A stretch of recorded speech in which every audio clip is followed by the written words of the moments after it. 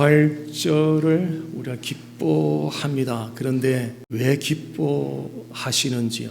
부활절을 왜 기뻐하세요? 인생의 여러 가지 큰 문제 가운데서도 죽음의 문제보다 더 큰 문제는 없을 겁니다. 그런데 예수님께서 죽음에서 부활하심으로 이 죽음의 문제를 해결하셨습니다. 그래서 오늘 부활주일날 우리가 기뻐하는 가장 중요한 이유이기도 합니다. 인생은 문제와 또 그 문제를 해결하는 연속이라고 말할 수 있죠.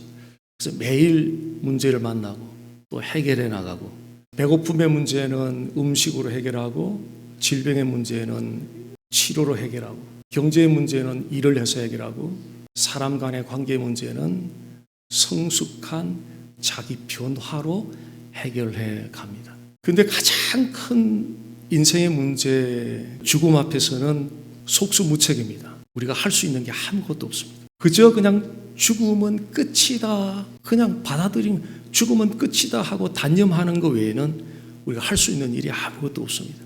인생의 모든 문제는 죽음과 함께 끝이 나죠. 배고픔의 문제, 아무리 배고픔의 문제 심각해도 죽으면 문제 없어요. 끝이에요. 질병의 문제, 아무리 아파도 죽음이 찾아오면 끝이에요. 고민할 필요도 없어요. 경제의 문제도 마찬가지죠. 아무리 어렵다 하지만 죽으면 끝이에요. 사람 간의 관계 문제, 죽으면 끝이에요. 갈등할 필요도 없어요. 전부 다 끝이에요. 그때 살아계시는 동안에 이 죽음의 문제를 해결하지 않으면 인생에서 겪었던 그 어떤 문제들보다 두렵고 참혹한 유황불못이 영원히 꺼지지 않는 그곳에서 영원히 영생하면서 사는 지옥 형벌의 문제를 마주하게 됩니다. 그래서 가장 저와 여러분이 오늘 시급한 문제는 배고픔을 해결하는 것도 아니고, 질병을 해결하는 것도 아니고, 경제를 해결하는 것도 아니고, 관계의 문제를 해결하는 것도 아니고, 지금 우리에게 가장 시급한 일은 죽음의 문제를 해결하는 거예요. 저는 여러분 오늘 이 부활주일 예배를 통해서 죽었다가 살아나신 부활하신 예수 그리스도를 통해서 이 죽음의 문제가 진실로 해결되기를 원합니다.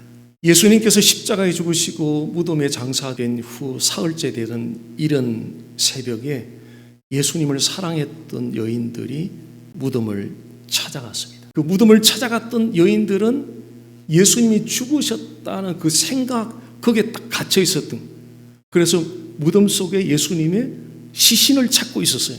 그때 하나님께서 천사를 통해서 선포했던 말씀이 있어요. 어찌하여 살아있는 자를 죽은 자 가운데 찾느냐? 여기 계시지 않고 살아나셨느니라. 여기 계시지 않고 살아나셨느니라. 이 말씀은 죽음은 끝이야, 죽음은 모든 것은 끝이야 라고 생각하는 사람들의 그 생각에 폭탄을 던지가 혁명적인 선언과 같은 거예요. 예수님의 시신이 사라진 이 무덤은 예수님이 죽음으로 끝난 것이 아니라 다시 살아나셨다는, 부활하셨다는 증거하는 가장 확실한 장소가 시신이 사라진 바로 그 무덤이었어요. 죽음의 문제를 해결하기 위해서 저와 여러분이 해야 할 일은 하나도 없습니다. 왜냐하면 예수님이 다 완전히 해결해 놓으셨기 때문에. 근데 우리가 해야 될 것 딱 한 가지가 있는데, 예수님이 죽음에서 살아나신 역사적인 그 사건, 그건 historical fact잖아요. 역사적인 사실이잖아요. 역사적인 사건을 성령을 통한 믿음으로 받아들이고, 우리가 할 수 있는 그거예요. 그게 전부 다예요. 저는 여러분이 예수님이 죽음에서 살아나셨다는 이 부활을 믿도록 돕기 위해서 많은 자료를 제공해 드릴 수도 있어요. 근데 저는 훨씬 더 완전한 자료를 오늘 저 여러분들에게 제공해 드리고 싶어요. 그 완전한 자료는 하나님의 말씀이에요. 하나님의 말씀이에요. 세월 따라 모든 것 다 지나가요. 영원토록 세세토록 유지되고 영원하게 존재 보존되는 게 있는데 그것이 하나님의 말씀이에요. 그래서 완전한 자로 하나님의 말씀을 여러분에게 소개하고 싶어요. 어찌하여 살아있는 자를 죽은 자 가운데 찾느냐? 여기 계시지 않고 살아나셨느니라. 계시지 않고 살아나셨느니라. 여러분이 죽음의 문제를 해결하기 위해서 이 말씀을 머리로 하는 것으로는 충분하지 않아요. 아무리 좋은 약을 갖고 있다 할지라도 그 약을 먹지 않으면 무슨 소용이 있어요. 망병통치약과 같은 아주 좋은 약이 있는데 그 약을 먹지 않는데 무슨 소용이 있느냐는 거죠. 죽음의 문제를 해결하는데 가장 중요한 것은 성경이, 여러분들은 성경을 주목하셔야 돼요. 성경을 따라서 믿음이 만들어지지가 않아요. 믿음이 만들어진다는 세월 지나서 어떡할래요? 이 짧은 인생의 세월을 성세월 부르고 어떡할래요? 믿음은 반드시 말씀으로부터 와요. 그 믿음의 씨앗이 거기서 나오는 거예요. 성경이 살아나셨다는 거예요. 눈동자를 맞추는 거예요. 귀를 여는 거예요. 살아나셨다. 그럴 때 성령 역사예요. 우리 마음에 쑥 들어와요. 받아들여져요. 믿어져요. 천사가 예수님의 무덤을 찾아왔던 여인들에게 선포했던 그 말씀, 어찌하여 살아있는 자를 죽은 자 가운데 찾느냐, 여기 계셨고 살아나셨느니라. 우리 이 말씀 함께 선포해 볼까요? 예, 저를 따라해 보십시오. 예, 후반 부분만 하겠습니다. 여기 계시지 않고 살아나셨느니라. 예수 그리스도는 부활하셨습니다. 역사적인 사건입니다. 역사적인 사실입니다. 변하지 않는 진리입니다.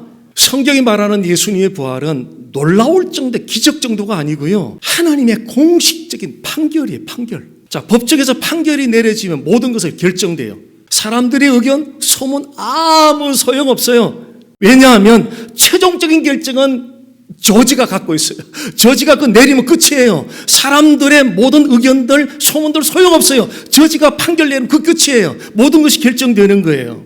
그렇다면 예수님의 부활을 통해서 하나님이 선언하는 판결이 뭐냐는 거예요. 예수님의 이 부활의 사건을 통해서 하나님이 세상 앞에 선포하는 그 판결은 뭐냐는 거예요. 첫 번째가 이 지저스 크라이스트 선 오브 갓, 하나님의 아들이라는 거예요. 예수님께서 십자가에 못 박혀 죽으시던 금요일 날 하늘은 어둠으로 가득 찼고 사람들의 외침은 점점 더 거칠어. 십자가에 못 박으소서, 십자가에 못 박으소서, 십자가에 못 박으소서. 사람들의 거친 소리가 점점 커지고 있는 가운데 그 한가운데서 피를 흘리며 십자가에 달려서 죽어가고 있던 한 분, 그 한 분이 바로 하나님의 아들 예수 그리스도. 누구 때문에? 바로 저와 여러분 때문에. 사람들은 예수님이 십자가에 달려서 피 흘려 죽어가실 때 이렇게 조롱했어요. 네가 하나님의 아들이면 한번 내려와봐. 내려 너 스스로 한번 구원해봐. 조롱했어요. 그리고 이따 진짜 죽으셨어요. 이 사람들은 봐, 이제 끝났어. 이 자는 확실하게 하나님의 아들이 아니야 라고 세상 사람들은 그렇게 단정하고 자기들이 판결을 내린 거예요. 근데 3일 후에 보니까 예수님의 무덤을 막거나 돌이 굴려져 있고 무덤이 열리고, 아니 그 안에는 예수님의 시신마저 없어요. 바로 그때 하나님이 천사를 통해서 전하게 했던 그 메시지, 여기 계시지 않고 살아나셨느니라. 여기 계시지 않고 살아나셨느니라. 하나님은 예수 그리스도와 십자가에 못 박혀 죽으시고 3일 만에 부활케 하심으로 이 예수 그리스도가 하나님의 참 아들임을 증거하셨습니다. 누구의 판결이 옳습니까? 사람들의 판결이 옳습니까? 거봐, 이 자는 끝났어. 하나님의 아들이 더 이상이야. 거봐, 죽었잖아. 사람들의 판결, 하나님의 판결은 죽은 자를 다시 예수 그리스도 살리셔서 이분이 진짜 하나님의 아들이라고 선언하신 하나님의 판결. 누구의 판결이 옳습니까? 하나님의 판결이 옳죠. 죽음의 권세를 물리치고 부활하신 이 예수 그리스도는 참으로 하나님의 아들이셨습니다. 예수님의 부활 사건을 통해서 하나님이 선언한 두 번째 판결문이 있어요. 십자가는 실패가 아니라는 거예요. 예수님의 그 십자가 사건, 십자가에 못 박혀 돌아가시는 바로 그 금요일은 어쩌면 인류 역사 가운데 가장 어둡고 가장 고통스럽고 가장 이해가 되지 않는 그런 날이었을 거예요. 예수님은 아버지께 기도했지만 상황은 바뀌지 않았어요. 하나님은, 아버지는 침묵하는 것처럼 보였어요. 결국 죽으셨어요. 그렇게 끝나는 것 같았어요. 그런데 하나님은 죽은 예수 그리스도를 다시 살리실 주일을 준비하고 계셨던 거예요. 가장 어두운 그때에, 이해되지 않는 그때에, 고통스러운 그때에 하나님은 일하고 계셨다는 거죠. 여러분의 인생은 어떻습니까? 기도를 하는데 길이 보이지 않을 때도 있잖아요. 어차피 인생은 길이 없는 곳을 걷는 거예요. 길이 없어요. 안 보여요. 길을 여는 분이 하나님이 여시거든요. 애를 쓰는데 실적이 없어요. 결과가 없어요. 그래서 마음이 무너지는 그런 상태에 놓였을 때가 있어요. 그럴 때마다 기억하십시오. 저와 여러분을 향한 하나님의 수고는 끝나지 않았다는 거예요. 십자가가 실패가 아니라는 거예요. 하나님의 수고는 끝나지 않았다는 거예요. 다시 살리신 부활하신 예수 그리스도와 함께 다시 일으키는 바로 그 때를 누가? 하나님 아버지가 바라보고 계신다는 거죠.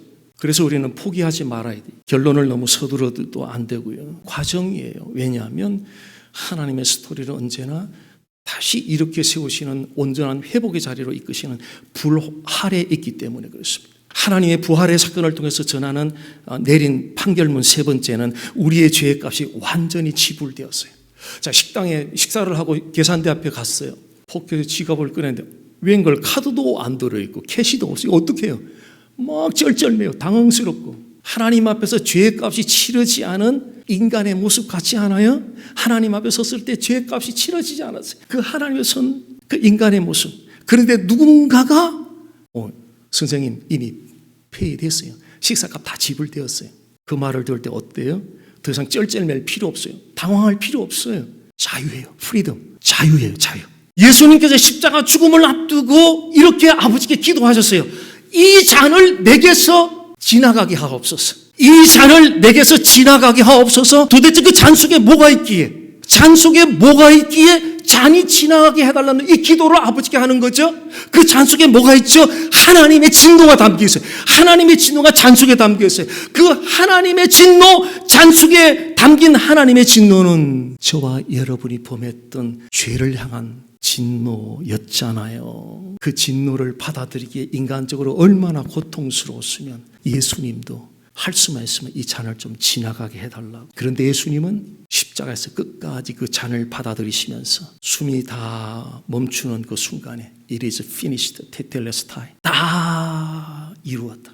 우리의 죄에 대한 하나님의 진노가 우리에게 임해야 되는데 우리가 죄를 지었으니 죄진 사람을 벌을 받아야 되잖아요. 자기가 대가를 치러야 되잖아요. 부모도 대신 못 해주는 거잖아요. 우리가 범했던 죄에 대한 그 하나님의 진노가 우리를 향하지 않고 예수께 임하여서 십자가에 못 박혀 피를 죽으시면서 그 피값으로 내가 범했던 더러운 죄값을 다 페이오프, 다 완전하게 지불하셨다는 거죠. It is finished. 다 이루었다. 예수님을 영접하셨으면 그렇다면 여러분이 지은 죄에 대한 값을 여러분이 지불해야 될 사람들은 아닙니다. 왜냐하면 이미 예수님이 다 페이오프 했어요. 다 지불하셨어요. 그러나 죄를 가볍게 여겨서는 안 돼요. 왜냐하면 하나님은 여전히 죄를 미워하시기 때문에 그렇습니다. 참된 그리스도는 자신이 범한 죄에 대해서 마음 아파하며 괴로워해야 합니다. 그럼에도 여러분의 소망은 여러분이 범한 죄에 대해서 마음 아파하고 괴로워하는 데 소망이 있는 것이 아니라 저와 여러분의 소망은 오직 예수 그리스도의 보혈의 공로에 우리의 소망이 있어요. 그래서 예수 그리스도의 피의 공로를 의지해서 날마다 참여하며 나가십시오. 자기 성찰이 없으면 변화나 진전이 없습니다. 성찰은 기독교만 아니라 기독교 바깥에도 마찬가지로 자신을 리뷰하는 성찰이 없이는 진보가 일어나지가 않아요. 매일매일 예수 그리스도의 보혈의 공로를 통해서 하나님 앞에 참회의 자리로 나아가십시오. 그러면 하나님이 예수님의 보혈의 공로를 깨끗하게 용서해 주실 것입니다. 이것이 바로 부활을 믿는 자들의 참된 모습입니다. 과학은 지금도 생명을 연장하는 생명 연장이 안 돼요. 죽음을 완전히 제거하려는데 과학은 제거하지 못해요. 그럼에도 사람들이 부단히 지금 죽음을 극복하려고 노력하고 있어요. 그런데 아이러니하죠. 이미 2000년 전에 하나님은 이 죽음의 문제를 해결하셨어요. 예수 그리스도께 십자가에 죽으시고 장세된 사흘 만에 부활하셨습니다. 그리고 이 부활에 담긴 하나님의 판결문에서는 첫째는 예수 그리스도는 하나님의 아들이십니다. 두 번째는 십자가의 실패는 결코 실패가 아니라는 거예요. 세 번째는 우리의 모든 죄값이 완벽하게 내가 지은 죄값 내가 치를 이유가 없어요. 왜? 예수님이 십자가에서 2000년에 그 피값이 과거, 현재, 미래가 제가 몽땅 다 페이오버 다 하셨어요. 중요한 것은 예수님이 부활하셨다는 하나님의 선언이 이게 정말 중요한 부분인데요. 과연 여러분의 것이 되었느냐는 거예요. 자, 여기 사과 설명할 수 있잖아요. 애플에 대해서 관해서 about 애플을 설명할 수 있잖아요. 근데 설명하는 것과 먹는 것과는 다른 거예요. 먹지 않으면 이 사과는 여러분의 것이 안 되는 거예요.